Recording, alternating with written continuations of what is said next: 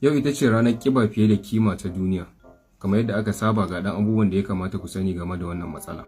Da farko dai akwai abin da muke kiransa BMI wato Body Mass Index. Wannan wani ma'auni ne wanda muke amfani da tsayin mutum da nauyinsa don mu gano ya yanayin jikinsa yake. Kamar yadda kuke gani idan mutum yana tsakanin 18.5 zuwa 24.9 wannan yana nufin daidai jikin mutum yake. Idan kuma ya haura 30 wannan shine obesity wato ƙiba fiye da kima. Ƙididdiga ta nuna cewa akalla mutum miliyan 4 ne suke mutuwa a duk shekara saboda wannan matsala ta ƙiba fiye da kima. Daga cikin matsalolin da wannan abu yake kawowa shine na ɗaya yana kawo matsatsalu na ciwon zuciya da kuma stroke wato cuta ta ɓarin jiki kenan. Ciwon siga da matsatsalun da suke tattare da shi wato matsala ta zai iya taɓa maka ido ko ya taɓa ƙoda ko ya taɓa jijiyoyi.